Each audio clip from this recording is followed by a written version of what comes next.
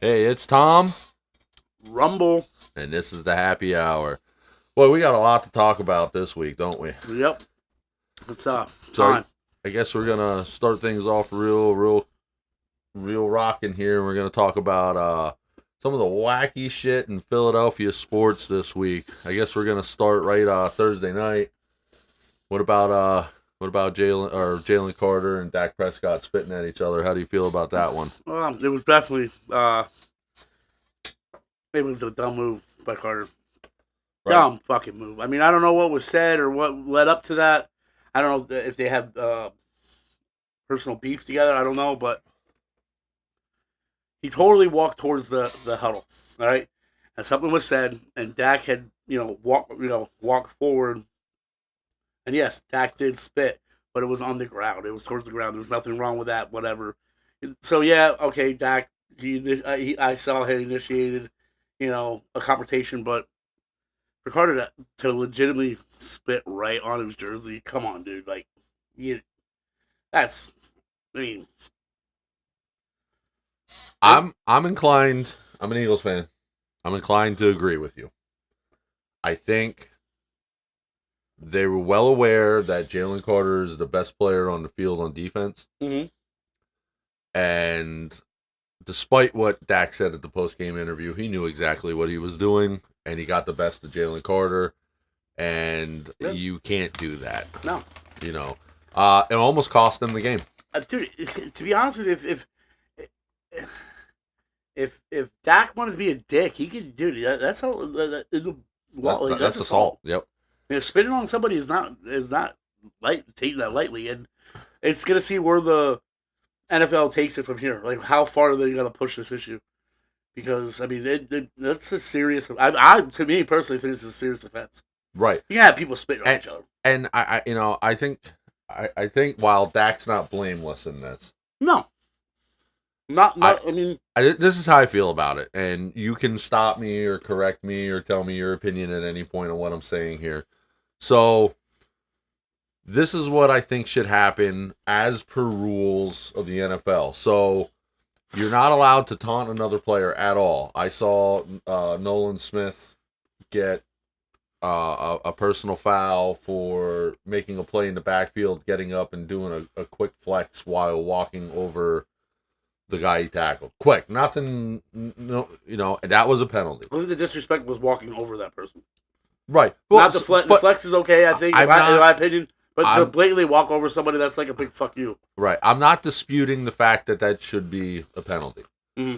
But what I'm saying is if we're going to throw an unsportsmanlike conduct penalty on that, then Dak spitting and doing what he did should have drew a penalty as well. We don't know what was said. Well, regardless of what was said, he had a lot of spit in his mouth, and he had to spit on the ground. But regardless of what was said, like I think I sent you the video of what had happened. I think I know what was said. He probably said, "You're a motherfucking bum," and he spit and said, "Right, bum." So, I mean, that's all he could say. So, but like, if you saw, I shared the video with you. I don't know if you had a chance to watch it or not.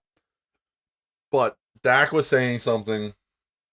He took a couple steps between his linemen, spit in the direction of Jalen Carter, started nodding his head, big, stupid smile on his face. Yeah, he did have a big smile. Yep. And so, to me, that should have been a taunting penalty.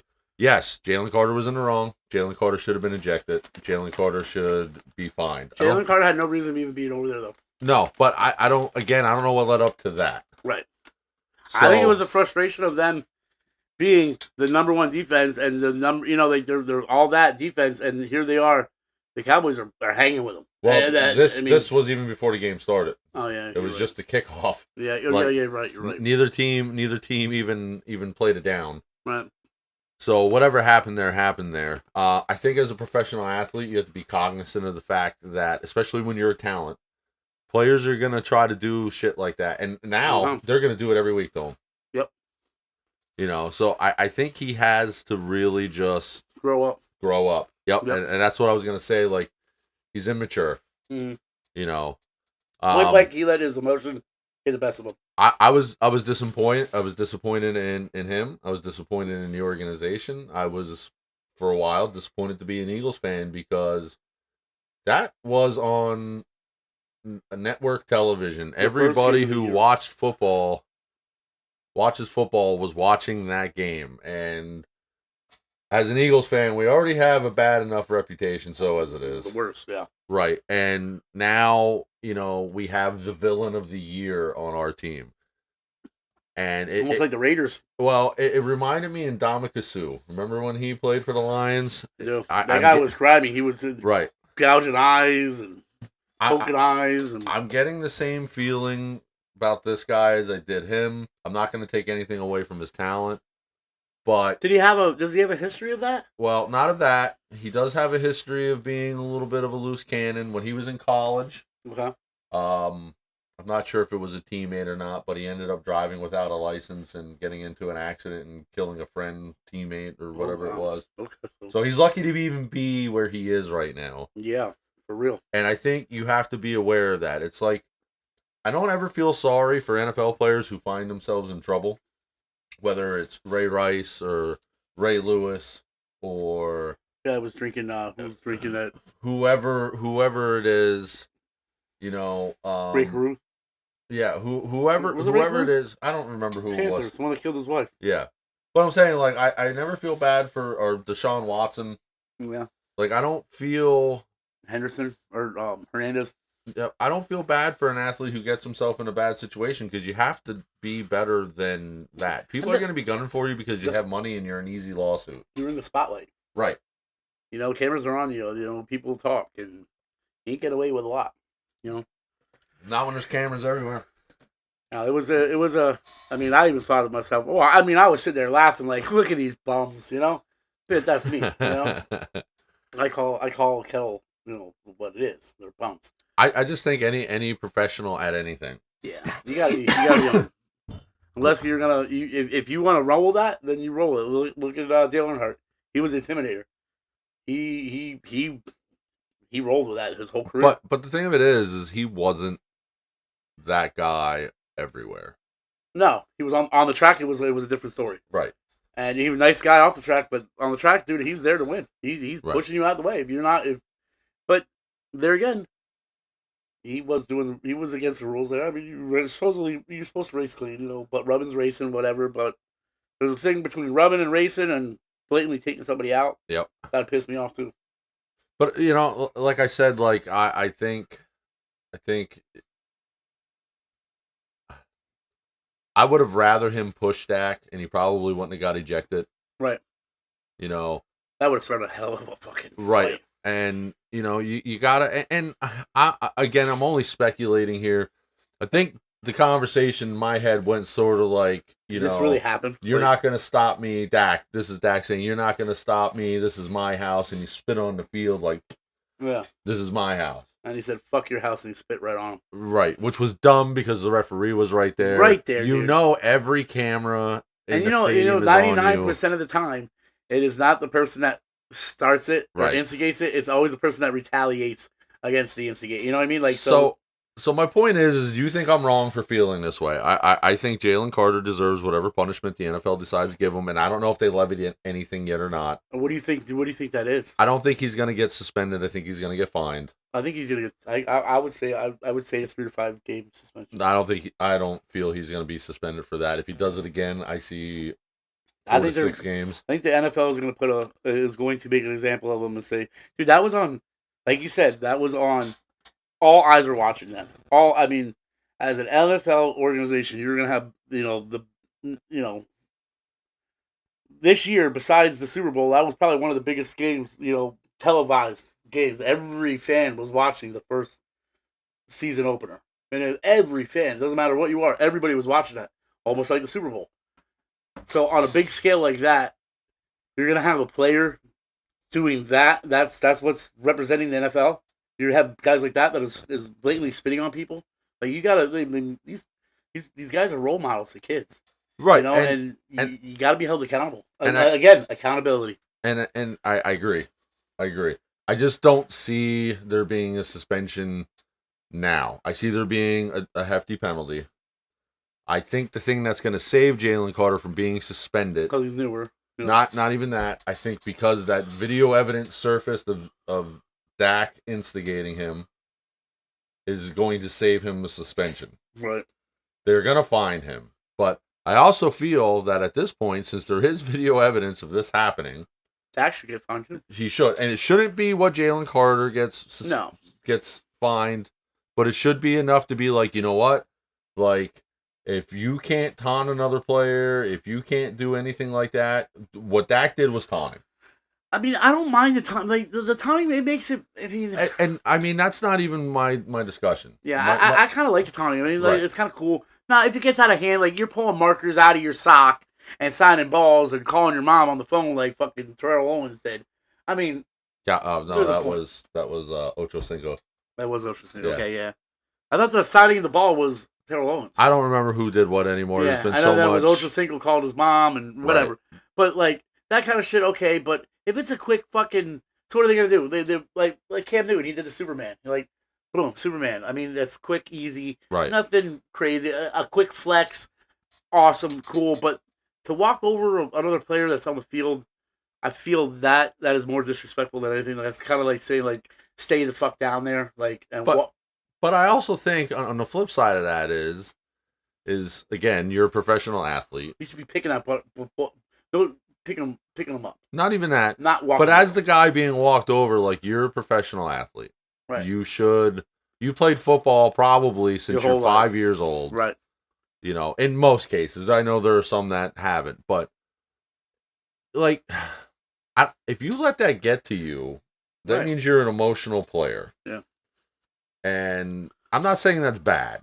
No. I'm saying what it is you gotta harness that emotion though. Right. What's the difference if the guy whose job it is to stop you from advancing the football tells you to stay down when he plants you 5 yards in the backfield? How is that any different than if you score a 90-yard touchdown and your entire team's doing backflips and cartwheels in the end zone? It's not. Right. So I mean that's the thing. You're celebrating a good play. You're celebrating a touchdown. I get what the NFL is trying to do here. They're trying to pansy everything. Not even that. Like, I get they're just trying to make it more about the game and less about all the other shit that's going on there. They don't want players fighting.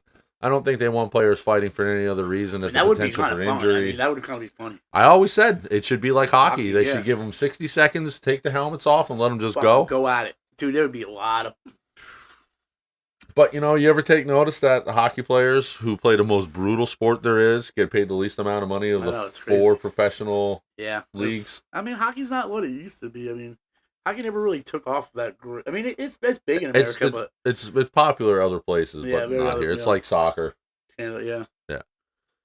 So, let's talk about, while we're talking about other sports leagues, let's talk about that Phillies game and the Phillies Karen. I don't know if you've seen any of that. I saw a bunch of it, and let's just say, God, I hate to be her. Right. Well, here's my thing. So, I don't know how many baseball games you've gone to in your life. All the time. You always give the ball to the kids. Always. So, always. But the thing of it is she never laid hands on the ball. The ball didn't land in her row. Okay, here's the thing. Even if she thought that she was entitled to that ball. Okay, even if whatever happened, she thought that ball was hers. She went over to that guy to confront him and say, "Hey, that was over there, and whatever, my ball." When he said, "I gave it to the kid," it should have been done. Shut your mouth, lady. Okay, fine. You gave it to the kid. Walk over, do whatever you gotta do. But no, she continued until the guy was just like, you know what? It's not worth it. It's not worth it. You know what? Give it to the kid. And give it to her. Much respect to him. But yeah, that you mean. He handled that situation. He was there doing a personal birthday. And he was hugging his kid personally, hugging his kid, and they were having a moment, and she totally interrupted, and he was like, at first he was thrown off by it because his mannerism was like, whoa, where are you? Like, what the hell? And he kind of like held his kid like away from her a little bit. Like, I mean, you have this crazy fucking Philly fan coming up on you, like. Well, they were Philly fan too, so. Well, but coincidentally enough, the crazy thing to me is this game was not even in Philadelphia; it was in Miami. And she was from Philly, though. Yeah, well, I'm not sure. I don't know who was from where. She lost her job. Well, so all that turned out to be not true. Okay. So they still don't know who she is. There was a couple names that came out, and the school district that she was apparently fired from actually made a post and said she doesn't work here. We assure you that anybody who works in this school district would have been able to catch the ball, and this wouldn't have been a situation to begin with. So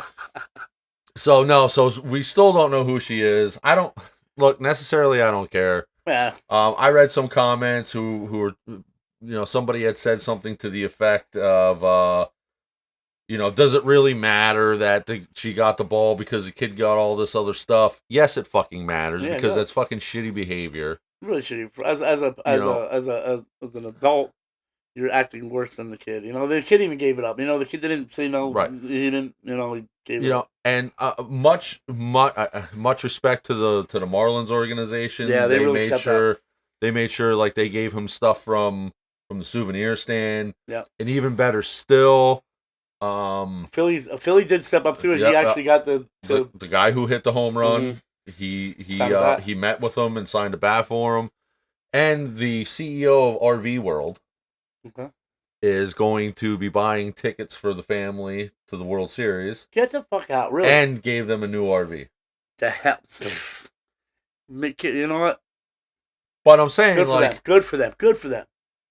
As a father, I don't know that I'd be able to handle that situation as calmly as he did. Which, don't get me wrong, he handled it exactly the way he should have. Yes, he was like, "Look, he had a few words with her at first, and he's like, and he thought about it. But I think ultimately, it's like, look, he's here with his son for a good time. Mm-hmm. I don't know what inning this happened in.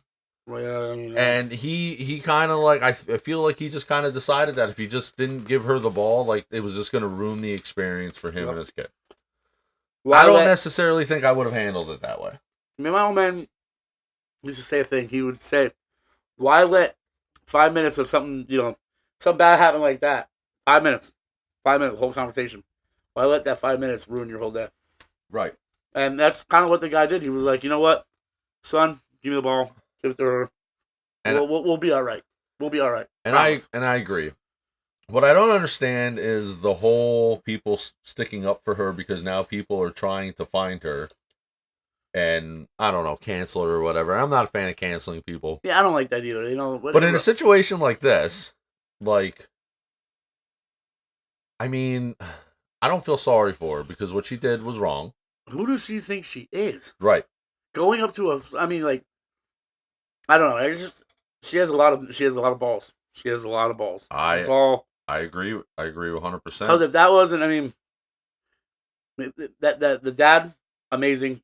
He handles emotions great. But could be another dad that doesn't handle his emotions, and you come stepping up to him and his son when you're coming at him at a confrontational, screaming, yelling. He might just have to do something that he don't want to do. Right. But you're coming up in a threatening manner. To hey, but I just want to say something right now, and if you at all are feeling bad for this lady or you're trying to justify her actions, you're part of the problem. I just want to say what she's getting now is something she should have thought about before she started acting like an entitled weirdo. Every action we do, every decision we do, everything we say, there's a reaction to everything we do. So right. take that into consideration. And people need to stop trying to justify it by saying she made a mistake. She had plenty of time. Yep. Not only did she go after that person, but she went after somebody else. Mm-hmm. The guy she was with actually went up to the next tier and was throwing his hands up in the air. There's video of this. Yeah, fuck, what the fuck are you doing? Yep. And then people are like, "Oh, I feel so sorry for her," and look, I'm willing to bet this is typical behavior for her. Right. It is probably, and the people that feel sorry for her, I guarantee you, they are the ones that they have the little ankle biter dogs, and they say, "Oh, it's so cute. Look at my dog's being a fucking asshole." Right. But it's so cute because it's a little dog. Oh, He's so cute. No, motherfucker. Bad behavior is bad behavior. She exhibited bad behavior. Sorry, no ifs, ands, or buts. Bad behavior. She gets no fucking no treats. signed ball. She didn't get no Costco collect $200. No, No. And speaking of dogs, I you posted something earlier on our Facebook page Yeah. about pit bulls, and we are proud owners of pit bulls. Very proud owner. I love pit bull as a breed. I have they're amazing dogs. They make me laugh. I mean, my dog makes me laugh, gets me mad, goofy, does stupid stuff. But at the end of the day, dude, it is a smart fucking dog, and that dog is loyal as hell. And it hurts me inside that pit bulls get such a bad name. Right. It's I compare. I use the comparison that pit bulls are viewed the same way as guns. Okay. Right. And it's not that I feel I make that because people are saying guns are bad, guns are this, guns kill people. No, the guy who probably is a moron or stupid or gonna do it with a U-Haul or Rock. a rock or like the Boston Marathon did it with a pressure cooker. Yep. You're gonna inflict damage if you want to. So it's not the gun, and in this particular case, it's not the dog. No. Our dogs are siblings. They're from the same litter. They're brother and sister. We know the parents. Yeah. Well, when we get together, it sounds like bloody murder sometimes when they're getting together, but that's just how they play. And that's how they play. And they're not hurting each other. No, they're not hurting each other at all. But they're almost like in soccer how they flop, like they get a penalty and they flop, they make a big old scene. Yep. That's kind of like what they are. Like they'll make some weird noises. Like, dude, they're not even biting you. Like, what are you doing right now?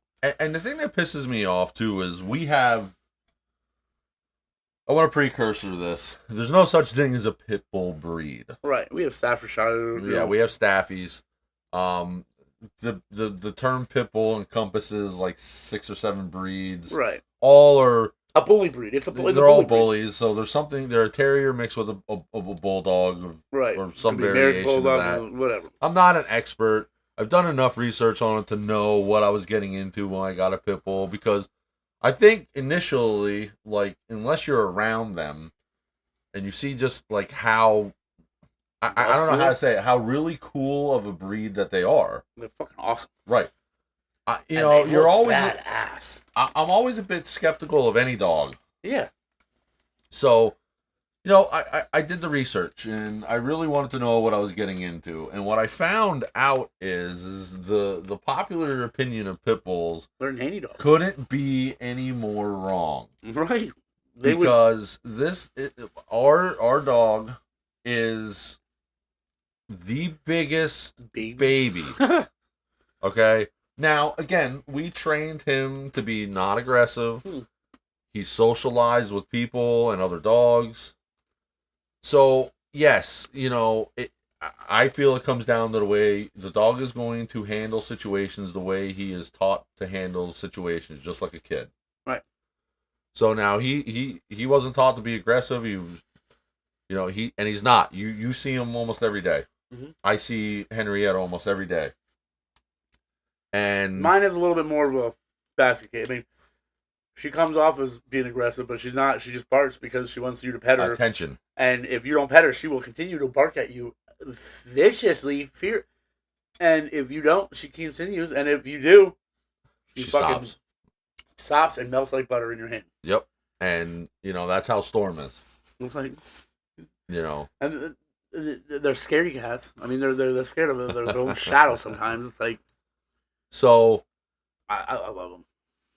I think it's a situation where they got a bad reputation, and the thing of it is, it's not even our breed that were the fighting dogs. They're more of the American pit bull terrier, right? The bigger, we have the small to medium sized Staffy, right? I mean, my girl's about 70 pounds, good. That's pretty good for a girl. Don't get me wrong, they're strong dogs. And I would not want to get bit by my dog or Henrietta if they were angry. Now, I mean, my dog acts like she's like a street dog, like from the alleys. She's ghetto. She acts tough. Like, she's tough, but it's like, girl, you don't know what tough is. You're a couch dog. You're a couch potato. Like, calm down. There's dogs out there that are, Right. Vicious dog. Would I want to meet her in a alley in the dark, or even some? Hell no. No. No, gonna fuck you up. That's gonna hurt. But the thing of it is ours are, they're loyal. They are loyal. They are. They're smart. Yep. They love people. Right. And I mean love people. My dog will sit and cry and bark at everybody that walks by, and just you think that she's barking at you because she wants to get out and rip them up. No, she just wants you to pet her, right? And that's how Storm is. Yeah, she just wants So attention. now Storm will bark, and pit bulls have deeper,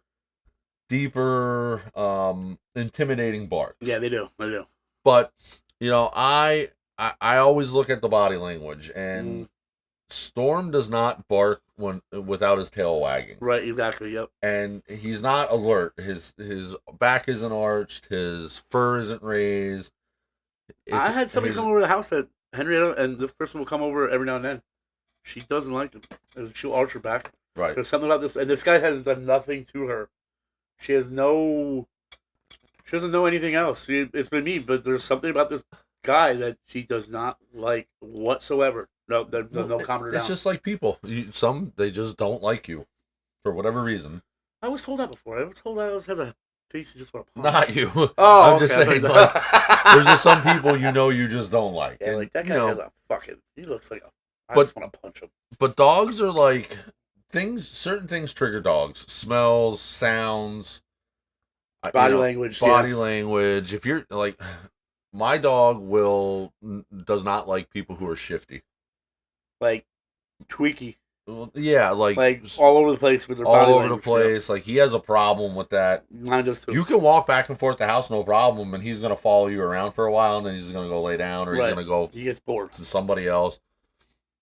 The fast, quick movements and yeah, like if he doesn't think he can trust you, he's on you, and he's not biting, but he's definitely letting you know that this is his house. Yep, and that's what you want, right? There was only 2 instances that there were people that he really kind of he showed the werewolf in him a little bit. Oh, really? And those people are just scumbags anyway. So and that's the person that Henrietta doesn't like. Same thing. He's a scumbag. Like, and I think it could be probably the fast body movements, the all over the place, and I guess maybe lack of eye contact. I don't know. Like, you know how shifty people are. I think now we've been around each other's dogs since they were born. Yeah.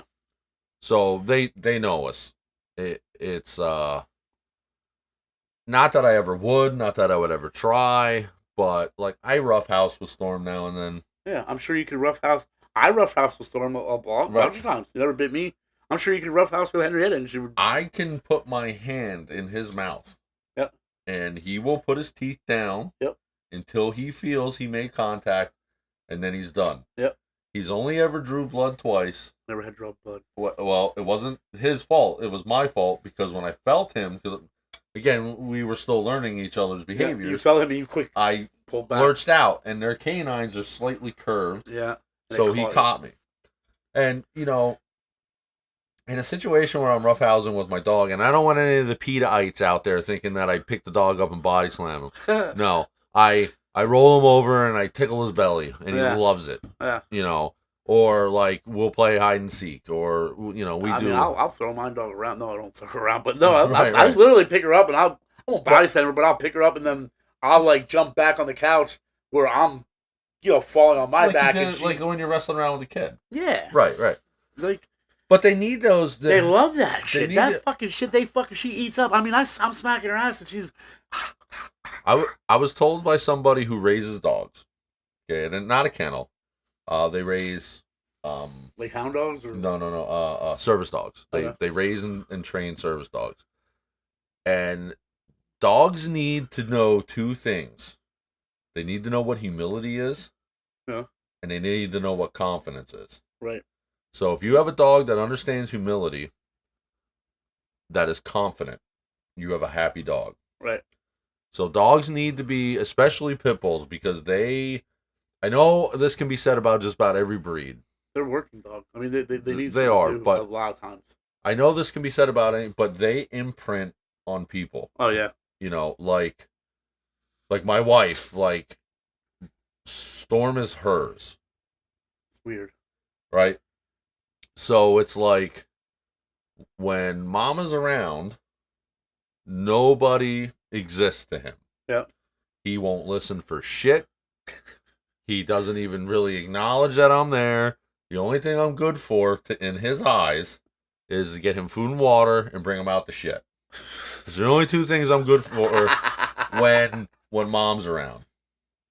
When it's just me and him, he will sit at my feet. He will rub his head on me.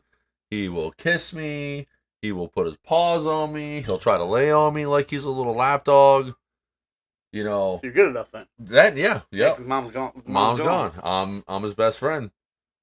How does that make you feel inside? You know, Dirty whore. No. I mean, I'm glad. To be second best. In this particular instance, he will choose my wife and kids over me any day of the week. If I move too quickly towards the kids, or I do something he doesn't necessarily like to my wife, he's right there. I have a funny story about that. And I'm actually glad because it gives me peace of mind when I'm at work that if somebody were to come in this house to cause harm, I promise you he would tear them apart. Right. Because he would sense that. You truly believe that he would sense that? Yes. Because he lets me know. Back the fuck up. Right. And I'm the one who buys his food. I'm the one who feeds him. You know. So that being said, I was growing up and I was in my early 20s and I got a rescue dog. It was like the girl that I know, she worked at a veterinarian up the way, and she came to work and there was this dog wrapped to the fence with electrical wire. The dog had no hair and everything, and I rescued the dog and I named him Sergeant. It was a girl. It was a female pit bull. It was a English bulldog with a pit bull mix, and a head of a pit bull with the body of an English bulldog. So it was a little short, little stocky, little fucker. Right. So I brought her and I nursed her. You know, I had her for 10 years, and one of the first times me and my dad, like, she was my dog. Like, she went everywhere with me, and I would take her to parties. I would take her to the bars with me, everywhere. But me and my dad had a pretty bad argument.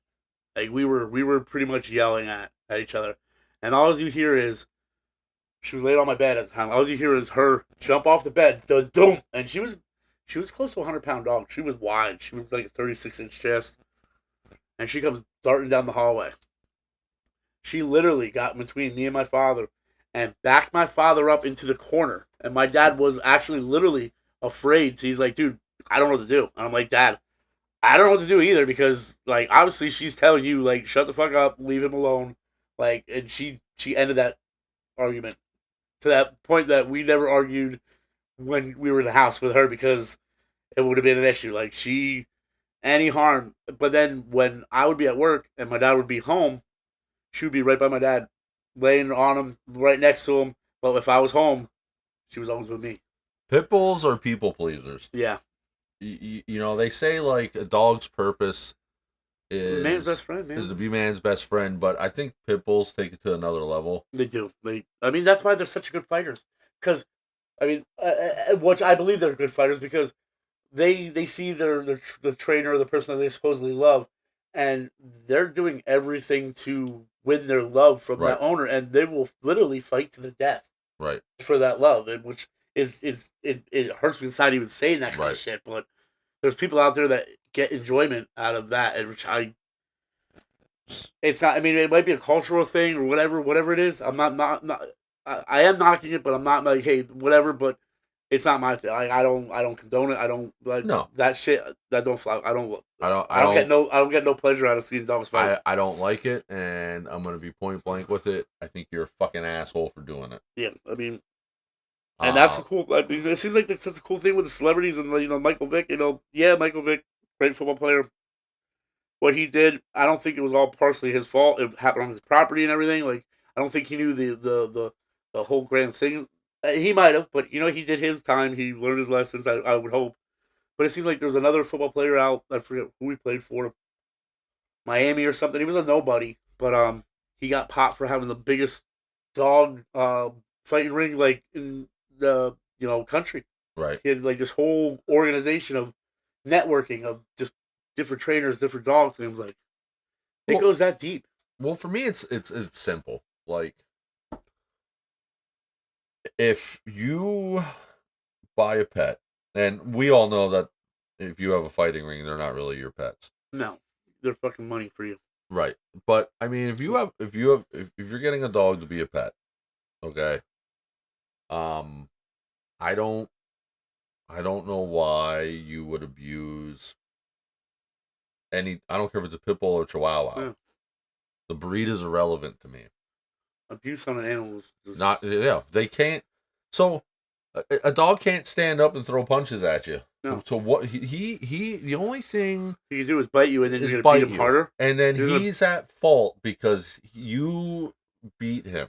Right. And like And then you're gonna beat him harder when he bites you, and he tries to react to you hurting him. It's just a lose-lose situation for if anyone out there who listens to this podcast later and when I'm about to say if I'm wrong and you can prove to me I'm wrong, you're welcome to email the response. It's tomandrumble@gmail.com. But I'll throw hands. I mean, I love that. I can't Right, stand people that but abuse dogs. There's no need for hitting. a dog is only going to get aggressive for two reasons. Three. Well, Two. health. Right. So reason number one is they're trying to protect their owner or themselves. Right. Okay. Second is Confusion. They're sick, injured, have rabies, they're scared, Right. something to that.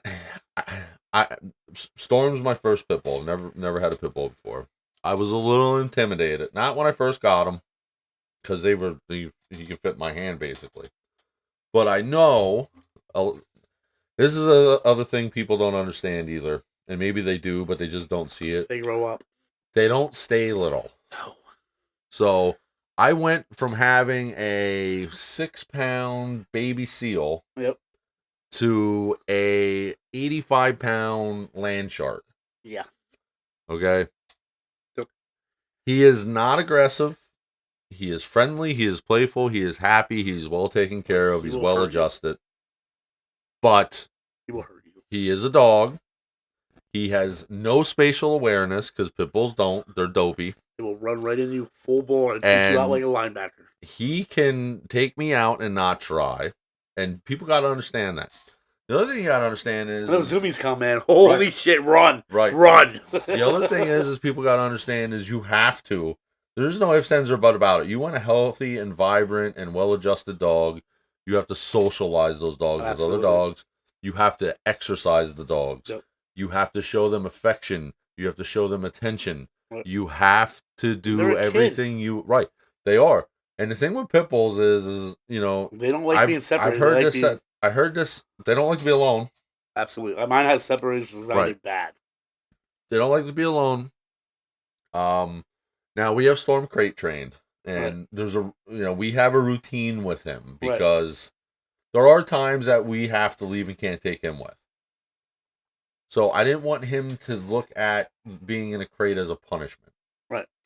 I wanted him to understand, like... Sometimes you just gotta go. Look, sometimes I gotta go to work. Sometimes you gotta go to your crate. Right. And he doesn't... I just tell him, hey, go to your crate, and he goes.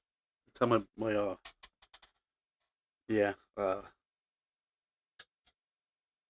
Henry, he's like that. Right. So I had a Doggy Modelo, which is a French Mastiff it went from being a 2-pound little baby to being a 120-pound, just a monster horse. And tell you what, dogs. My best friend he took it for me because I had to go on a mandatory vacation to the county rec center. Yeah, at a county vacation. So country club. I had to go there for a little bit. So my buddy took him for me in the thoughts of me getting it back. But then when I got out, I was like, I spent a lot of money for this dog, and he had training and everything, and he very good dog. I love Henry to death.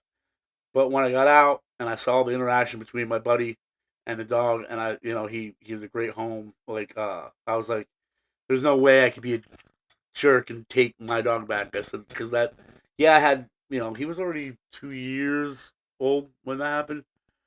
So I had 2 years, but their interaction was just it was good. Like they connected, and I'm like, you know what? My buddy was going through some shit at the time. I was like, you know what? You keep my dog. Keep him. I'm never gonna ask for him back. I can't do that to you. And I gave up my buddy, but knowing that he was in a good spot. Right. And that dog was, whew, he was smart. I didn't need a leash. He was a very smart dog, but let me tell you, that dog, he was dangerous. Like I got between two other dogs were fighting, and I tried to get in the middle of it, and Henry accidentally, instead of protecting me, he actually bit my hand, and now I'm freaking out. Like there's blood gushing out my hand. He went straight in the top of my hand, and I went to the doctor and went to the hospital. This was up the line, and I didn't want to tell him it was dog bite because I always was told that you tell him a dog bite, they need the dog number and everything. That's a strike Right, against it. right. And I was like, listen, I said I'm not. And the doctor was like, listen, what kind of dog was it? I said it was a dog with French Mastiff. And he goes, a French Mastiff did that, and I said, yeah. He's like, well, I'm not even gonna do the paperwork on this. If a French Mastiff was vicious and wanted to bite your hand would be completely crushed. Every bone in it would be crushed. He's like, he barely nicked you, but it was deep because Right. French Mastiffs have very, very low. They have the largest canines of the dogs, and so it went down really deep, and it was literally. I'd take my hand off of it. It was, dude, a foot in the air, just squirting every time my heart would bump. I was going, yo, yo. I was going to my buddy like, yo, look at this. Don't do that. It's everywhere. But no, it was but dogs do get a bad rap, from bad owners. It all comes down to bad owners. I agree. I agree. Like you have if you get a dog, you have a responsibility. You have a responsibility to do what you got to do with shots and whatever you got to do with your county or whatever. You got responsibilities there, and keeping good records because if that dog gets himself in a situation, if you don't have the records, like that's gonna be bad on your dog and you. Like, right. and you're just trying to you got to save your dog. I mean, And the thing is like I've had other dogs, right? and I've never had an easier time training a dog as I did Storm. Oh, they're so smart. They aim to please. Right. He was housebroken. We got him when he was 7 weeks old. He was housebroken by the time he was 12 weeks old, Right. completely. And that's the only thing that limited him from being completely housebroken is he couldn't quite do the stairs yet. Yeah, big old head couldn't fall down. Right. So like we trained him to go out on the deck on a puppy pad. Right. And then once he got bigger, that he would go up and down the steps. He got trained because those of you who aren't familiar with my places, to get to the backyard, you have to come downstairs and through the basement or our studio to access the backyard. That's where the magic happens. Right. But he has the run of the downstairs, and you're here all the time. He don't even try to go up to the upstairs. He knows kitchen, dining room, and living room are his domain. Oh, he don't go upstairs at all.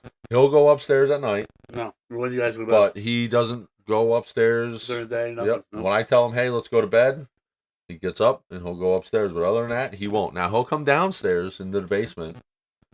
Even if he doesn't have to go out, if me or my wife come down here, do laundry or whatever, and Right. we leave that door open, the basement door open, he'll come down and he just sniffs around, kind of like, oh, this is how the other half lives.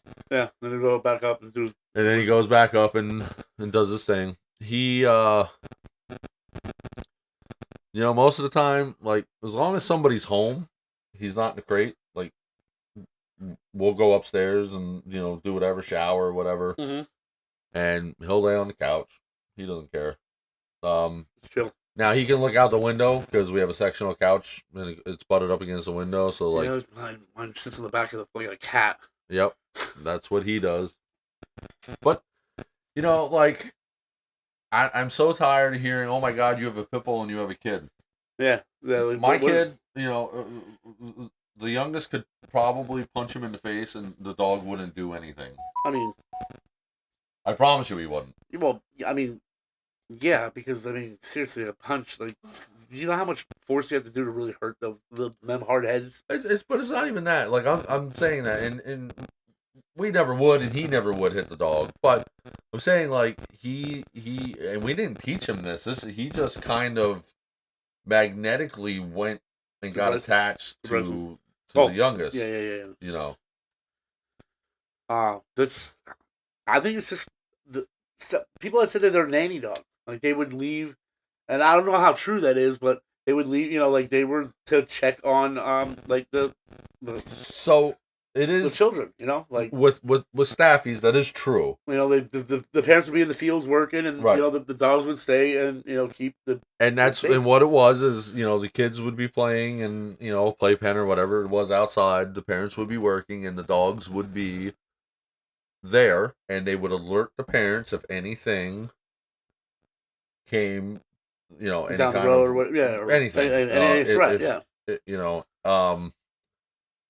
and I don't know about Henrietta, but mm, Storm will follow a little one wherever they go. dude, she literally will jump out the window if the kids are playing. If the group, you know, the neighborhood kids that are playing, Right. she'll jump out the window just to go over there to get them to pet them. Like she is attracted to kids, like Right. women and children. She loves, and I don't know. And I was weird with women, but now her with you, I don't know what's going on there. There's something going on there. I don't know what you guys are doing. But like she loves you. She like you are like her second favorite. Like she sees you and her butt starts wagging. She's like, oh my god, there's Tom, there's my man.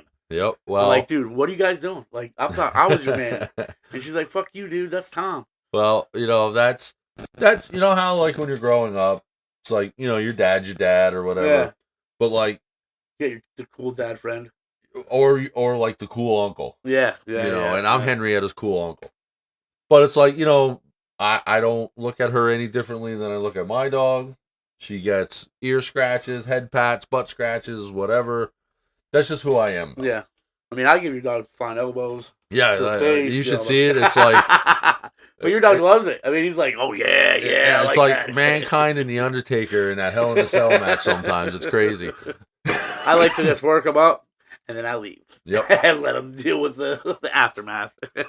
But I mean, and that can be said too. Like he loves when you're here, Yeah, he does. and he sometimes it just happens to be in the times where, like he's I in his said, crate, and I'm gonna sit there. Right. I'll sit right outside his crate. But bro, man, I'm sorry you're locked up again. I lived in a cage too. I lived in that cage too, man. I know what it's about. You know, I know what it's about. I'm gonna be on this gate rapping like, "Yo, guard, I want to be out. Yo, get me some water." But it's like when he is out, and whether we take him out or he's out in the backyard and we're sitting out under or out on the patio, like he will always sort of kind of be around you. Yeah, he does. He makes his rounds. Yeah, but like he'll go sit over by you, or he'll go lay over by you, or he'll just like let you know he's there. Yeah, he's a cool dog. I like him. He's a good, awesome dog. Yeah, he is. I never want another breed of dog. Ever. Yeah, I mean, I like the dog we did. I like the French Mastiff. The only reason I like the French Mastiff because it was Turner and Hooch was one of my dad's. You know, he liked that movie, and he always said, "Oh man, if I had a dog like that, I'd shoot him." I'm like, Dad, no, you would not. You would not shoot this dog. You're like, get out of here. And like the one after my dad passed, I was flipping through the channels and I saw the movie came out. I'm like, you know what? I'm gonna get one of these. I did, and it was a good experience. It was a lot of work because I worked at a nursing home at the time, and I would come home and I worked 7 to 3, and I would come home at 3 o'clock in the afternoon, and I was pretty tired, you know, from dealing with. I was the only male on my unit, and I'd come home and I'd get to the front door and I'd look in because we had like a glass front, like a glass, like wooden older Victorian like door where you could see a little bit in, and I'd see the kitchen garbage pail is in the living room, and there's garbage stretched from one end of the house to the other end of the house. Like it was literally like Turner and Hooch, like that shit that the dog did at Turner and Hooch in the kitchen. Oh, Henry did. Henry got into everything and anything. Like he would take the garbage. We have to literally put the garbage in the basement door and close it so he couldn't get at it because it would be scattered from one end to the other. It didn't matter what it would. It would like he would open up drawers. He got into cereal. There would be cereal just shredded everywhere.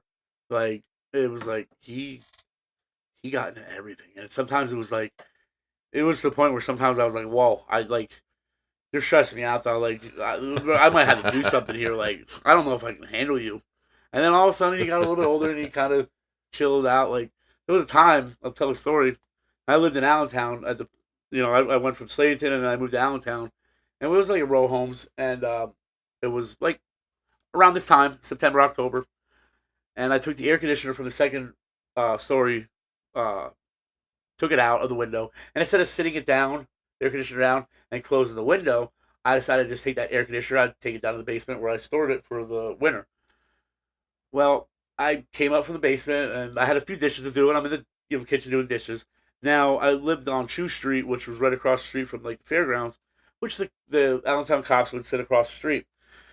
And from me walking him, I got to know a few cops, and I got to know the fire department was right behind me on the other side of the cemetery. So I'm doing dishes, and I'm like, I just got done turning the water off, and I'm thinking to myself, where the heck is Henry? Because I'm in the kitchen, and if I'm ever in the kitchen, that dog's right beside me because he's hoping I'm dropping some food or not something. So I started to walk towards the living room, and I'm like, I hear knock, knock, knock on the, and you know how cops knock. Right. They got that knock, and I'm like, dude, this is a cop, like. So I open up, and it was the two guys, like they know Henry, and they sometimes they would drop treats off on a Saturday night after the they would go to the farmer's market to get treats from the one person that makes homemade treats, and they would drop them off to Henry sometimes. So I was like, yo, what's going on, guys? And they're like, you know what Henry is? I'm like, no. I said, I was just got done with dishes. I was seriously, I was looking for him because I didn't know where he was. He's like, you might want to come across the street and look at this. So I then go across. I already heard this story. So. I go across Shoe Street next to where the fairground gates are, and I turn around, and there is my dog on the fucking roof of this row homes. It's a whole block, and is running from one end to the other end of this the porch roof. And I'm like, oh my God.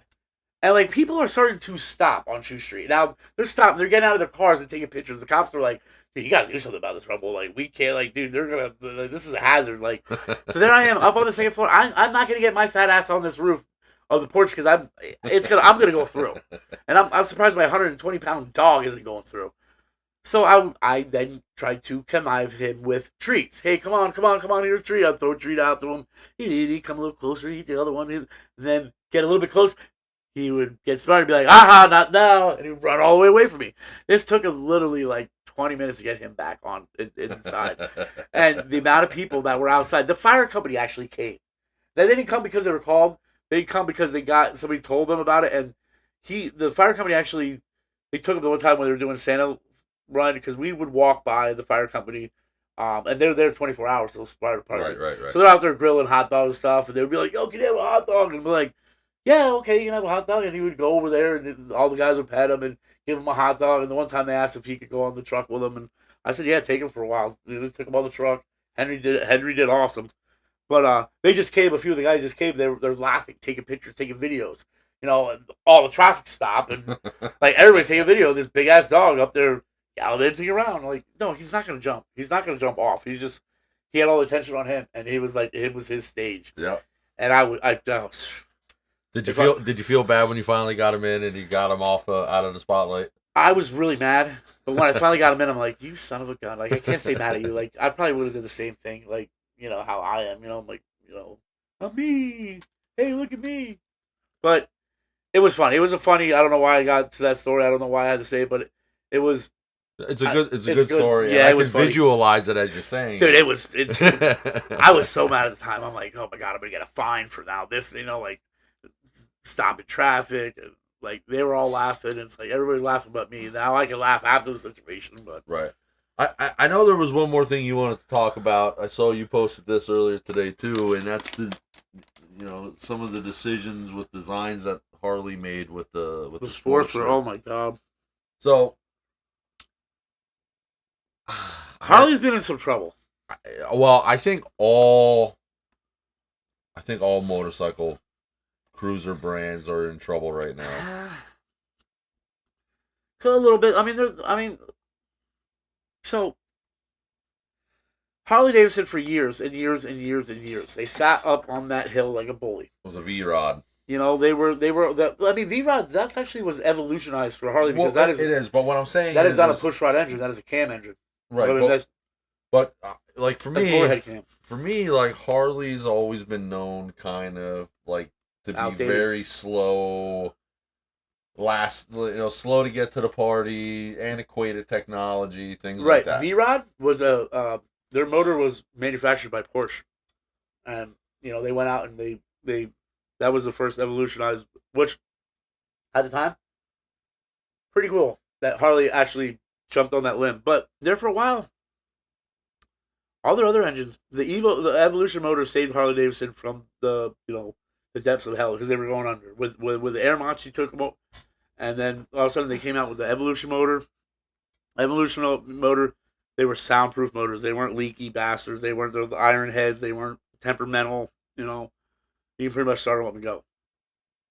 So then Harley, there was a long time that Harley was nobody's gonna get us. We are on top. We are the big boys. We are the bully on the hill that all you other manufacturers are down there. You're not. But I always felt like Harley only had that because of status, and it's like Because I think it was a cultural status. It was a. I think it was one of those things where You're an outlaw. a guy would be like, I bought a Harley because I wanted to be a badass. Right. Okay. I think it was a lot to do with culture. I like Harley Davidson. Right. Okay. American made. It's not even that. I just when I think of a biker, I think of any biker movie, Easy Rider. Easy Rider, Harley Davidson is what comes to mind. Yep. And to me, like, I really have a hard time, and I'm not knocking anybody. I really have a hard time calling anybody on a street bike a biker. Okay, and I'm not knocking you, and it's just the way I am. They are though. They are. So, well, in the same aspect that the guys on scooters are bikers too. Two wheels. I'll tell you a great story. But before we get into your story, like, I just want to bring up a couple points. Like, I think Harley kind of got complacent. They really weren't in a hurry to do anything because they were, as you said, the big man, king of the hill. They sold an image. They were selling an image. You bought a Harley, you were an image. But I think what happened is once everyone started to agree that people ride because it's an amazing feeling. Right.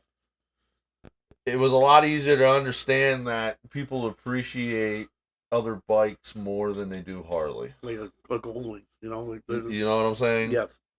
And the technology, Harley is behind in technology. They really are. And for me, like now they're starting to get into technology.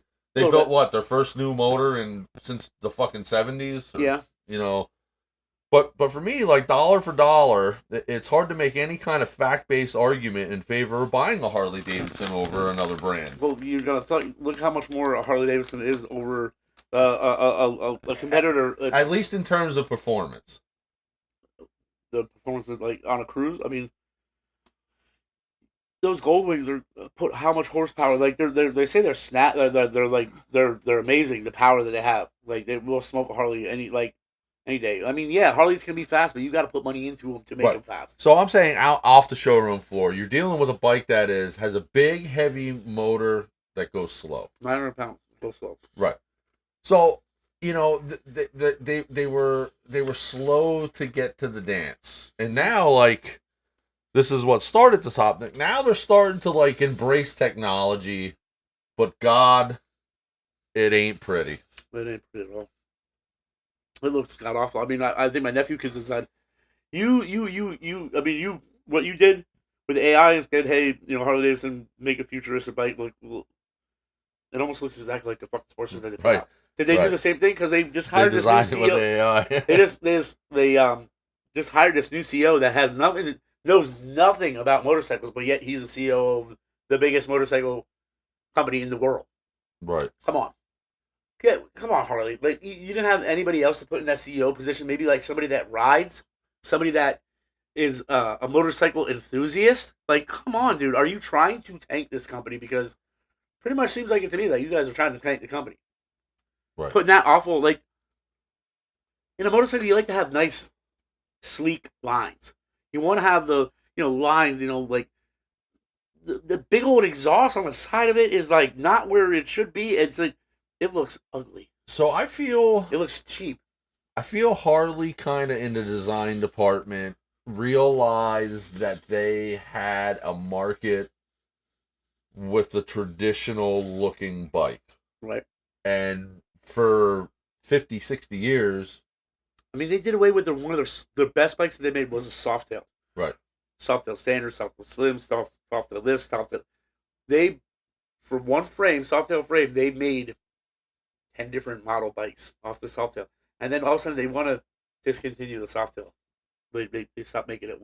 Why? It was one of your best selling, and you're going to discontinue it for 1 year. Now I guess they're bringing it back now because they said, oh, we screwed up. Well, yeah, don't you think you screwed up? It was one of your best fucking motorcycles. I mean, they went from the 80s to like 1986, 1985 to 2020, whatever. Right. I just feel like a lot of my draw to Harley Davidson is those traditional and classic lines. Right. You know a Harley when you see it, and you know a Harley when you hear it. You cannot make another manufactured bike sound like a Harley. Harley only has that sound. Right. And that's said, you're old school like me though. Right. You kind of were brought up old school. I was brought up old school. Some of these kids aren't brought up old school, but they see the bikes on TV and everything. And when you are newer, motorcycle enthusiast, and I want to be, you start off. What is giving them? What is Harley doing that is yanking these young guys to come to us? Because nowadays, take for me, I was in an outlaw club, all that. It is not fun. Dude, there's no brotherhood, politics, the government, everything cracking down on these outlaw clubs and stuff. There's no fun in being in an outlaw club. The violence is up. Everything. It's a dangerous world out there. So people don't even want to get into that side of it. It's just there's no. You could buy the same bike and it'd be $10,000 cheaper with the same bike, and it outperforms the Harley. Right. You're buying a name, and that name is getting tarnished. I mean, Indian has proven the Indian Challenge. Like they take every model and they put it up against the Harley, and they beat them every single time. To me, Indian has always kind of been the GMC to Harley Chevy. Yeah. I mean, they were the original. I mean, I don't think stylistically they're that much different. I think Indian has a lot newer technology. They did. They do. I think they did some really good design work with traditional looking bikes, but giving them sleeker lines. They did. Yes. I think their baggers are fucking beautiful. Right. I like the dark horses, man. They're fucking dark. Everything's. They got their shit together. They do got their shit together. They I can't justify $50,000-$60,000 for a motorcycle though. I mean, that's what you're getting with the Harley. Do you know there's Harley Davidson, like you get the CEO model of Harley? Dude, there's $60,000-$70,000 for a motorcycle? But I don't... For a two-wheel motorcycle. Like my... When is enough going to be enough? The Harley was putting in these 131s, 135, 131 cubic inches of motor. To what? To go, I mean, semi-fast? Semi-fast? I mean, I can run my Softail. I have 2014 Softail, 103, 6 gear. I can run that all day, 100 miles per hour on the highway, and I'll be comfortable. It's smooth. Now, older Harleys, no, you're not going to get that, especially at a Sportster. You're going to be running at like 74, 80 miles per hour, and you're gunning it. And, especially if you're a 4-speed. And then 1992 was the last for the 4-speed. I think 1991 or 2 was the last for the 4-speed. Do you feel the majority of Harley Davidson owners now, today, only bought Harley Davidsons because they thought that's what they were supposed to buy? Yes. And not because it's actually something that was right for them. So, I'll tell you a story. My old man, God rest his soul, he's a motorcycle enthusiast. He loved, his thing was, he liked late 70s, early 80s Japanese muscle bikes. So I'm talking about, he had a Suzuki's. He had a 1979 Suzuki GS1000 that he bought like when he was younger. We had cams in it. Dude, it was bored out. You know, Excel super coils. The thing put about 100 horsepower to the rear wheel, and this is 79 1,000 cc, 401.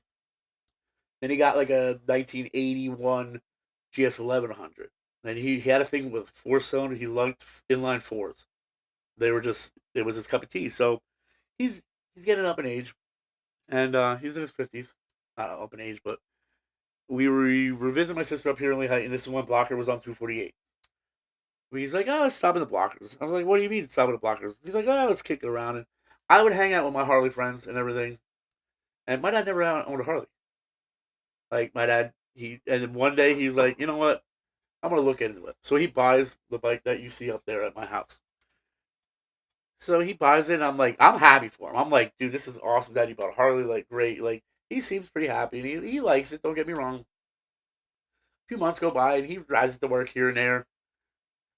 And we're going out to Carlisle to a bike show, the big bike at the Carlisle, fairgrounds or whatever. And we're going to a bike show, and he's on his Harley, brand new Harley, a few months old. I don't know how many miles I had on it, whatever. And I'm on his 1980 Suzuki GS 1100 that is all done up also. This thing is fast. Like, you first gear, you're redlining 12, 13,000 RPMs, and you're doing about 40, shifting a second, you're 60, and, you're gone. So I see, we're coming up on the end of 78 where there's a rest area where it turns into 80, or it turns into, 80, 81. Right. 81 and then 83, whatever. So he pulls in the rest area. I'm like, dude, what's up, Pop? And, pull in behind him. What's up? And he's like, yo. He's like, get off that thing. I'm like, what? He's like, you can have this piece of shit. I said, Dad, it's a brand new Harley. What are you talking about? I said, this is beautiful. He's like, yeah, it might be nice, but it's slow as fuck. He's like, it's like driving a Sherman tank to driving a Corvette. I'd rather drive my 1980 fucking Suzuki than drive this thing. I'm like, there's something wrong with you. And he got on that 1980 Suzuki, and he ripped. He wasn't standing the front end up, but he ripped out of there like I couldn't keep up with him on the Harley. I couldn't. I mean, he was gone, and he liked that. It sounded like a Formula One car. Like wee wee wee wee. He was gone, and he liked having that extra power when he needed it. If he got that weird hair up his ass, or and he wanted to fucking go, he wanted to go, and he felt the Harley was just too heavy. He said it was too heavy, it was underpowered, and it was just he said it was he thought it was dangerous. He thought it was dangerous. It was harder to ride the Harley than it would to ride. It took less. It took less to ride that Suzuki. You could put that Suzuki wherever he wanted to, and he would lean those till he was driving pipes on that bike. And he said it was dangerous to do that on the Harley because it was just too big and bulky. It wasn't balanced right. You would get, and here again, he was right because every now and then you would get, you ever have it happen to you? Or had it happen to me. I put a front fairing on the front of my bike. Wobble. And, dude, death wobble like crazy. You'd be doing 80 miles per hour, and all of a sudden the handlebars you gotta let go of the bars because they just start slapping the tank. And dude, I'll tell you what, you go into a death wobble, and Harleys are notorious for going into sometimes death wobbles just because they're the way the bounce are. And it's that, and for the longest time the technology and the suspension wasn't the greatest. Right. So you had basically the equivalent of 1940s, 50s technology. Right.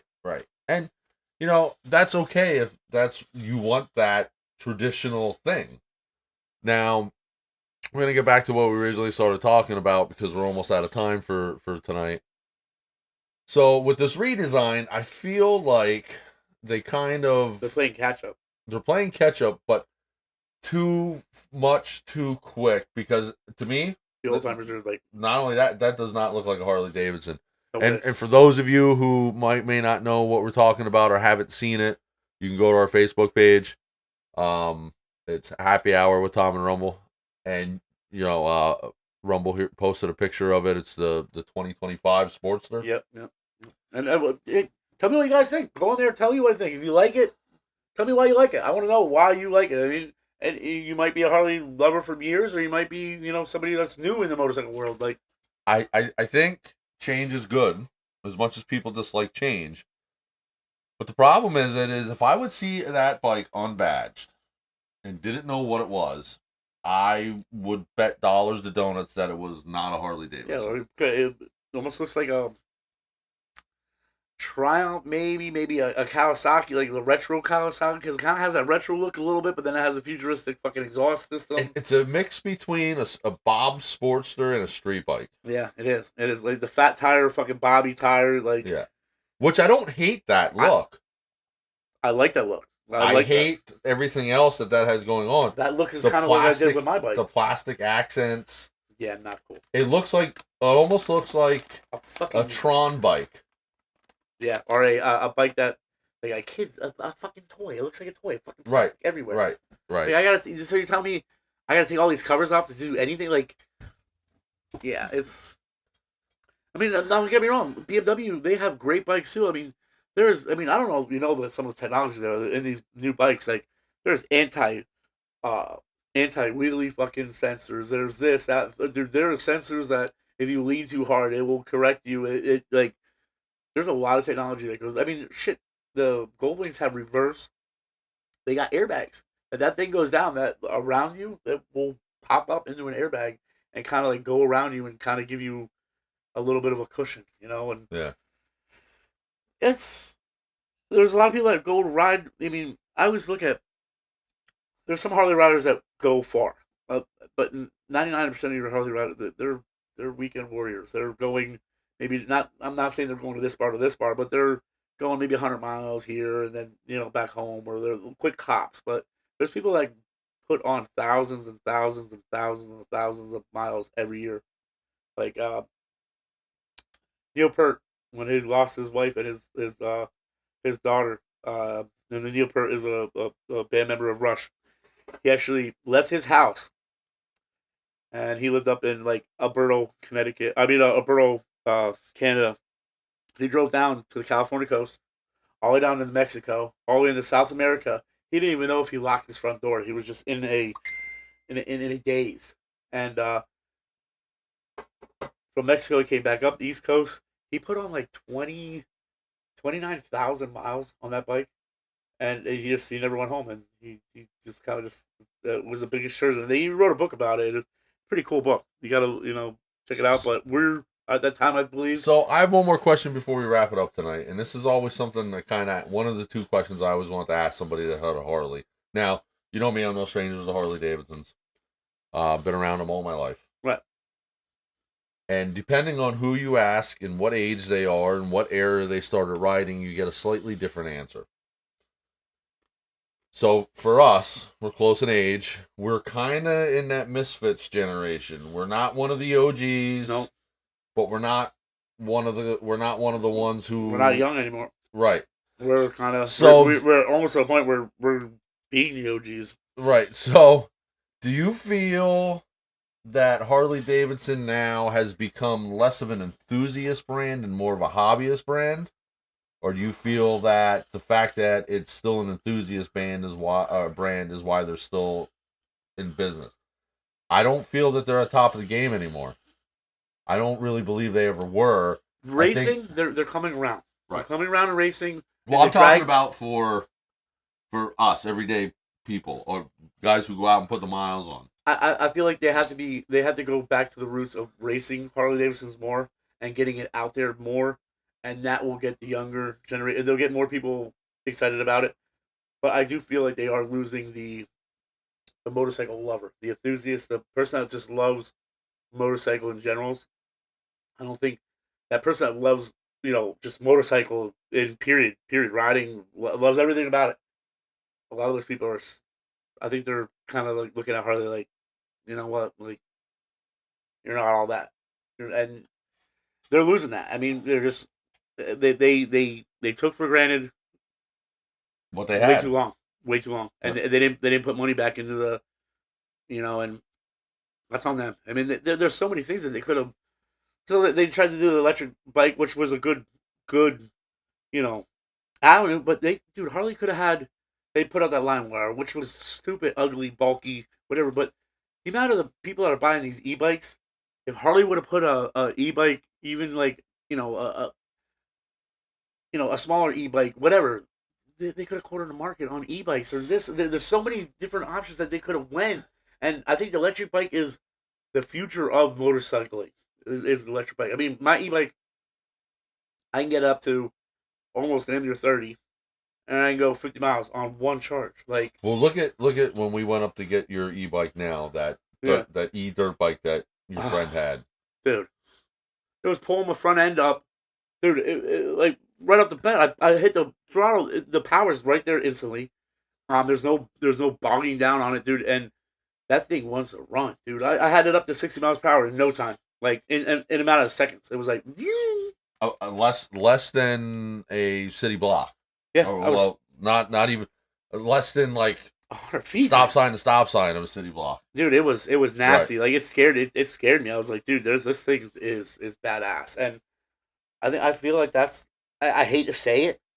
I hate to say it because I mean, who's gonna go to a drag racing when I mean, even in electric in general, who's gonna go when you don't smell the smells, hear the thundering of the motors and the your Right. eyes burning for the methane, like Now, that's an experience. right. Now I have one more question for you, and then we're gonna call it. Do you feel motorcyclists in general? This is not a brand specific question. Do you feel that the core motorcyclists, the core people, Uh-huh. the majority of motorcycle, do you think that market is expanding?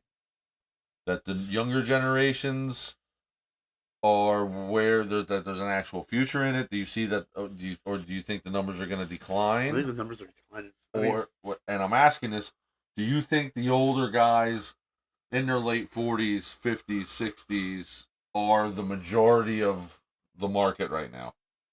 yeah, I do believe you. Uh, so you definitely got those. You definitely got those. I'm not gonna say hipster, but you definitely got those people like I was when I was a younger kid. Like I'm buying a ratty old fucking sporty. I'm gonna throw it together. I don't care. It's gonna probably break down on me 10 times, and I'm gonna have a few good riding times with it. But it's majority of the time it's gonna break down on me. But you know what? I'm one of those kids. I'm a poor kid. You know, I scrape up the money I have, and I'm gonna throw together what I have. There's as a young rider, there's no like Harley isn't. There's not a lot of companies that are putting affordable. They're not attractive. Yeah, they're not attractive. They're not affordable. Like, dude, what? You're a new rider. Like, you're not gonna go to Harley. Harley is the pinnacle, and they're like the Rolls Royce of motorcycles, which they thought they were, but they're really not.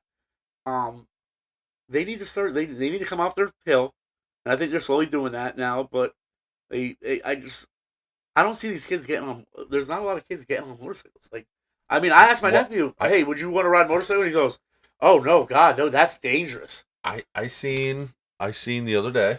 Actually, it was somebody came to visit here. Mhm. A V Star 1100 Classic. Beautiful, beautiful bikes. I'm telling you, V Stars are beautiful bikes. Technology. I Don't love. really started thinking differently about when I think about motorcycles. Tell you what, that V Star you could probably buy for 45. Whatever. I don't know what He, year it was. it was I don't remember what year he paid $1,200 for it. Perfect. And you Okay, can do whatever the fuck you want used. with it. Had less than 10,000 miles on it. Awesome bike. Wasn't in perfect Is condition. that his first bike he ever rode? Yep. That's pretty. That's pretty. Rattle pretty heavy. can, rattle Pretty can heavy. paint. Pretty heavy. He got it. He put new tires on it. Got the brakes redone. Yeah. And that's all he did. It's got some dents in the fuel tank. The guy who had it before him laid it over. That's cool. It's got character.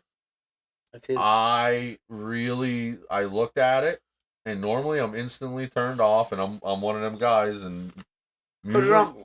right. I'm usually turned off by anything that's not a Harley Davidson. This bike really Snappy. made me want to go V Star. V Stars are a nice bike. Right. House Ollie Vulcans, great bikes too. Right. I mean, I heard they have like 2,900 watts of pussy pulling power, but I don't know. That's what I heard. That being said, there's a lot of bikes out there. Another good brand, Moto Guzzi's. Moto Guzzi's put out fucking awesome bikes. The design of their piston, the way their motors are designed is the ultimate. Like everything is balanced very well on a Moto Guzzi. They're Italian bikes. Check them out. My buddy that picked up the one dog, he's in the Aprilias. He has 2 Aprilias. I think it's a California Aprilia. There's only I think there's only 10 over in the country. Only 10 were brought over to America. He has one of them. Cool. That's awesome. And he barely takes it out, but his ass is pride and joy. But he loves, and he's a bigger guy like me, but he loves that. He loves that. Lay down. Look at Scott Powersports, his kid. Check out what his kid's doing in the motorcycle world. This kid's 16, maybe 17, and he is beating he's beating guys in their 30s, and he is a menace on a bike. He's been a menace on a bike since he's been little, but now he's actually going pavement and doing road racing. That being said, yeah, we're gonna wrap this episode. I think we're gonna spoil you this week and put out 2 episodes maybe, ooh, because this is your short week yeah. at work. But hey guys, listen, reach out to us on Facebook. Yeah, start interacting with us, man. Interact with us. We're definitely gonna be posting more. I think today was the most we ever posted in one day.